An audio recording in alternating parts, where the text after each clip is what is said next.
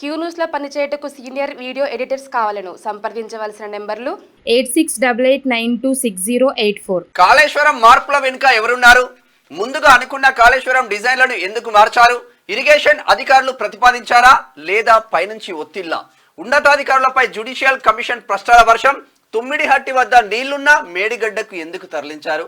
Funds సేకరణ ఏజెన్సీల ఎంపికలు ఎలాంటి ప్రాసెస్ అనుసరించారు? ఇన్ టైంలో పూర్తయిన అంచనాలు ఎందుకు పెంచాల్సి వచ్చింది? కమిషన్ ముందు మాజీ సీఎస్ సోమేష్ కుమార్ హాజరు. ఆర్థిక కార్యదర్శి రామకృష్ణారావు, రజత్ కుమార్, వికాస్ రాజ్, స్మితా సబర్వాల్ కూడా ఆన్లైన్ లో అటెండ్ అయిన ఎస్కే జోషి. కాళేశ్వరం మార్పులు వెనుక ఎవరున్నారు? మీరున్నారా? మరి మీ సుప్రీం ఉన్నది, బీఆర్ఎస్ సుప్రీం ఉన్నాడా? చెప్పుర్రి. చెప్తే ఇక్కడ మేము ఏంది, ఎందుకనంటే పైసలు అడ్డగోలుగా పెట్టి ఇప్పుడు తక్కువ ఖర్చుతోనేటట్టు చూస్తారు ఎవరన్నా. తుమ్మిడిహట్టి దగ్గర నీళ్లున్న తర్వాత ఆడగట్టాల్సింది ఎందుకు అక్కడికి తీసుకుపోయి మళ్ళీ అడిగి తీసుకుపోయి ఇట్లా అన్యాయం ఎందుకు చేసిండు, నాశనం ఎందుకు చేసిండు అని చెప్పేసి వీళ్ళని పిలిచి అడిగినట్టు స్మితా సబర్వాల్ తర్వాత ఇక వీళ్ళందరూ ఉన్నట్టు. కాళేశ్వరం ప్రాజెక్టుపై జ్యుడిషియల్ కమిషన్ విచారణ కీలక దశకు చేరింది. అయితే ఇన్నాళ్ళు ఇరిగేషన్ ఆఫీసర్లు, ఏజెన్సీ ప్రతినిధులను విచారించి టెక్నికల్ అంశాలను రాబట్టిన కమిషన్ ఇప్పుడు సెక్రటరీల స్థాయిలో జరిగిన పాలసీ డెసిషన్లు, ఫైనాన్స్ అంశాలపై ఎంక్వైరీ మొదలుపెట్టింది. ఇందులో భాగంగా సోమవారం హైదరాబాద్లోని బీఆర్కే భవన్లో మాజీ సీఎస్ సోమేష్ కుమార్ సహా పలువురు సీనియర్ ఐఏఎస్ అధికారులు కాళేశ్వరం జ్యుడిషియల్ కమిషన్ ఎంక్వైరీ చేసిందంట అవ్వాలని. అయితే ఇందులో కాళేశ్వరం జ్యుడిషియల్ కమిషన్ ముందు హాజరైన మాజీ సీఎస్ సోమేష్ కుమార్, తర్వాత స్మితా సబర్వాల్ వీళ్ళందరూ కూడా పోయిందంట. రజత్ కుమార్ అంటే ఆయన విన్నాడుగా ఈ రజత్ కుమార్కి ఏమైందంటే అప్పుడు ఈ కాళేశ్వరం ప్రాజెక్టు కట్టంగానే కాళేశ్వరం ప్రాజెక్టు కట్టిన తర్వాత ఈ మెగా కంపెనీ ఉంటుంది కదా, ఈ మెగా కంపెనీ వాళ్ళు పైసలు ఇచ్చి ఇలా బిడపెళ్లి చేసినట్ట. మొత్తం బిడపెళ్లి ఖర్చులు పెడుతున్నా అంటే మామూలు కాదు పెళ్లి, ఆ కథంతా కూడా చేసిందంట. అట్లా రకరకాలుగా ఆరోపణలు ఉన్న వీళ్ళ మీద. కాబట్టి ఏమైందిరా నాయన అని చెప్పేసి వీళ్ళని అడిగింది. ఒక నిమిషం. ఇక కాళేశ్వరం బ్లండర్, డిపిఆర్ లేకుండానే 3 బ్యారేజీలు అని చెప్పేసి కంచర్ల రఘు అంటా ఉన్నారు.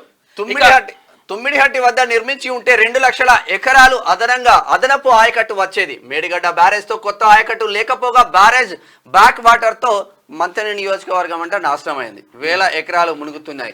రూల్స్ కు విరుద్ధంగా నిర్మాణ సంస్థకు అదనపు చెల్లింపులు. ఫ్లడ్ లెవెల్ కన్నా తక్కువ ఎత్తులో పంప్ హౌస్లు కట్టారు. కమిషన్ ముందు ప్రజెంటేషన్ కంచర్ల రఘు చెప్తున్నారు. Good morning sir. Hello, good morning sir. Good morning sir. అది ఇప్పుడు కాళేశ్వరం బ్లండర్ అని చెప్పేసి అన్నారు. తర్వాత డిపిఆర్ లేకుండానే 3 బ్యారేజీలు ఎట్లా కడతారని చెప్పేసి మీరు అన్నట్టుగా వార్తలు కనిపిస్తున్నాయి. చెప్పండి సార్, ఏం జరిగింది అసలు? హలో చెప్పండి సార్.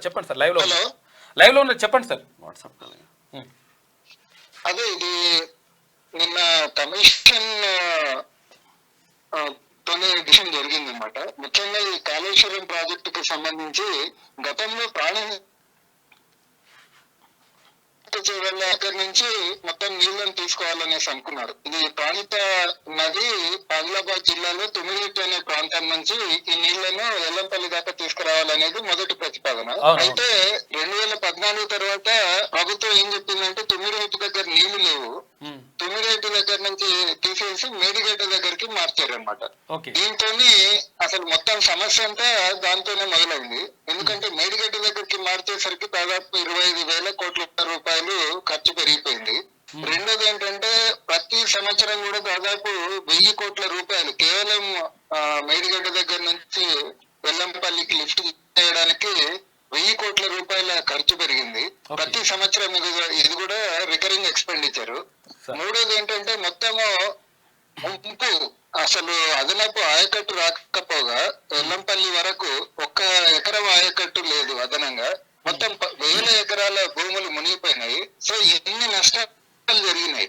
అసలు వాళ్ళు చెప్పిన కారణం ఏంటి? తుమ్మిడిహట్టి దగ్గర నీళ్లు లేవు, మేడిగడ్డ దగ్గర నీళ్లు ఉన్నాయని నిన్న కమిషన్ ముందు మొత్తం వివరాలతో సహా అందించడం జరిగింది. ఎందుకంటే మొత్తం నదంతా ఒకటి. తుమ్మిడిహట్టి దగ్గర ప్రాణహిత నది ఉంటది, దాని కిందికి వచ్చిన తర్వాత కూడా ఇదే ప్రాణహిత నీళ్లు ఉంటాయి. ఈ మధ్యలో యాడ్ అయ్యేవి అసలు ఏమీ లేవు, నీళ్లు అదనంగా యాడ్ అయ్యేవి లేవు. మరి తుమ్మిడిహట్టి దగ్గర నీళ్లు మేడిగడ్డ దగ్గర నుంచి ఎట్లొచ్చినాయి అనేసి ఎవరికి కూడా అర్థం కావట్లేదు. సిడబ్ల్యూసి చెప్పిందని వాళ్లను మిస్ఇంటర్ప్రిట్ చేసి మొత్తం ప్రాజెక్ట్ లొకేషన్ ని తుమ్మిడిహట్టి దగ్గర నుంచి మార్చడం జరిగింది. సో ఈ వివరాలన్నీ కూడా నిన్న కమిషన్ ముందు పెట్టాము. రెండోది ఏంటంటే ఈ కమిషన్ ఈ బ్యారేజీల మీద ఇది మేడిగడ్డ అన్నారం సుందిళ్ళ బ్యారేజీల్లో జరిగిన అవకతవకల గురించి ముఖ్యంగా ఇది ఏంటంటే డిపిఆర్ సబ్మిట్ చేసి ఆ డిపిఆర్ అనుమతి రాకముందే, కేంద్ర ప్రభుత్వం నుంచి అనుమతి రాకముందే ఈ ప్రాజెక్టు మొదలు పెట్టడం జరిగింది. అసలు మొత్తం స్థలం ఎన్నికలో అంటే ఎక్కడ ఎంపిక చేశారో ఆ స్థలం కూడా సరిగ్గా లేదు. దానివల్ల కూడా ప్రమాదం జరిగి ఉండే అవకాశం ఉందనేసి సెంట్రల్ వాటర్ కమిషన్ ఇప్పటికే చెప్పింది. అట్లనే ప్రాజెక్టు నిర్మాణంలో అసలు టెండర్ కండిషన్ అమలు చేయడంలో అసలు ఏంటంటే 100 కోట్ల రూపాయలు అక్రమంగా కాంట్రాక్టులకు చెల్లింపులు చేయడం జరిగింది. ఇవన్నీ ఆధారాలన్నీ కూడా నిన్న కమిషన్ కు అందజేశాం. సార్, ఇప్పుడు ఐఏఎస్ అధికారులు కూడా అడిగితే వాళ్ళు ఇప్పుడు మీరున్నారా లేకపోతే మీ పైన ఎవరైనా ఒత్తిడి ఉందా అని చెప్పేసి అడిగినరు. దానికి వాళ్ళు ఏమైనా తెలిసిందా సార్? అదేమన్నా అంటే వాళ్ళు ఏం చెప్పారనేది మన వివరాలు ఇవ్వండి. అది కమిషన్ లో 1-to-1 డిస్కషన్స్ జరుగుతున్నాయి అక్కడ. వాళ్ళు చెప్తున్న విషయాలు బయటికి రాలేదు. Okay, thank you sir. Thank you. ఇది కంచర్ల రఘు సార్ చెప్తున్నటువంటి మాట. మొత్తం మీద ఇక్కడ కాళేశ్వరం బ్లండర్ అసలు యాక్చువల్గా డిపిఆర్ లేకుండానే, అంటే అసలు యాక్చువల్గా డిజైన్ ప్రాజెక్టు ఇక్కడ రిపోర్ట్ లేకుండానే ఉట్టిగానే ఇక్కడ ఇప్పుడు ఒక ప్లాన్ ప్రభుత్వం అనుమతి లేదు, ఏది లేదు. ఏదైనా చిన్న ఇల్లు కట్టాలనుకుంటేనే ఒక ప్లాన్ ఉంటుంది, దానికి డిజైన్ ఉంటుంది, దానికి వేసుకుంటాం మనం ఏడ కట్టాలి, ఎంత కట్టాలి, ఎన్ని గదాలలో కట్టుకోవాలి, తర్వాత ఎక్కడ బాత్రూమ్ ఉండాలి, ఎక్కడ కిచెన్ ఉండాలి, ఎక్కడ అదేది బెడ్రూమ్ ఉండాలి, ఇక ఎక్కడ హాల్ ఉండాలి, ఎక్కడ టీవీ పెట్టాలి, ఇవన్నీ కూడా మనం ప్లాన్ చేసుకుంటాం. అంత పెద్ద ప్రాజెక్టు లక్షల కోట్ల రూపాయలు పెట్టి కట్టేటువంటి ప్రాజెక్టుకి సంబంధించి కనీసం ఈ డిపిఆర్ లేకుండానే ఇక ఈ 3 బ్యారేజీలు కట్టేసినట కాక ఇచ్చింది. ఇదంతా కూడా మొత్తం ఇదంతా కథ అసలు ముచ్చటైంది. అయితే ఏమైంది ఇక్కడ తుమ్మిడిగట్టు దగ్గర కట్టాల్సినటువంటి అంటే పైన కట్టాలి సార్ ఎప్పుడైనా కానీ. ఇప్పుడు పైన కట్టిండ్రు అనుకో, పైన ప్రాజెక్టు కడితే తర్వాత ఈజీగా కిందికి నీళ్ళు వస్తాయి. కానీ ఆయన ఏం చేసిండే వీడు కట్టిండు, కట్టిన తర్వాత పైకి నీళ్ళు తీసుకోండి, మళ్ళీ పైకి తీసుకొని మళ్ళీ తీసుకురావాలి. ఇదంతా దీనికి ఏమైందంటే కరెంటు ఖర్చు, తర్వాత వేల కోట్ల రూపాయల కరెంటు ఖర్చు తెలంగాణ ప్రజల పైన భారం పడుతుంది. తర్వాత ఇంకొకటి ఏంటంటే ఈడ కడితే తక్కువ ఉండే, అసలు యాక్చువల్గా 38,000 కోట్ల రూపాయల అంచనా వ్యయంతో అక్కడ నిర్మించాలని చెప్పేసి అప్పుడు వైఎస్ రాజశేఖర రెడ్డి గవర్నమెంట్ నిర్ణయించింది. ప్రాణహిత అంటే డాక్టర్ బిఆర్ అంబేద్కర్ ప్రాణహిత చేవెళ్ళ సుజల స్రవంతి అని చెప్పేసి ఆ పేరుతోటి అక్కడ ప్రాజెక్ట్ నిర్మాణం చేయాలని చెప్పేసి వాళ్ళు భావించిండ్రు. అయితే అది దానికి 38,000 కోట్ల రూపాయల అంచనా వ్యయాన్ని వాళ్ళు ప్రతిపాదన చేసిండ్రు. ఆ తర్వాత ఏమైంది, దానికి సంబంధించి పనులు కూడా స్టార్ట్ చేసిండ్రు. తుమ్మిడిగట్టి వాళ్ళ దగ్గర కడితే పైనుంచి కిందికి వస్తుంది, అక్కడ ఆదిలాబాద్ కూడా సస్యశ్యామలం అవుతుంది, అక్కడ ఉన్నటువంటి ప్రాంతాలన్నీ కూడా మంచిగా అవుతాయి అని చెప్పేసి వాళ్ళు భావించిండ్రు. దానికోసం ఏం చేసిండ్రు, కాలువలు తర్వాత కొన్ని అంటే కార్యక్రమాలు కూడా అంటే పనులు కూడా స్టార్ట్ చేసి అప్పటికే 11,000 నుంచి 12,000 కోట్ల రూపాయలు ఖర్చు పెట్టేసి కాలువలు అవన్నీ కూడా తవ్వించిండ్రు.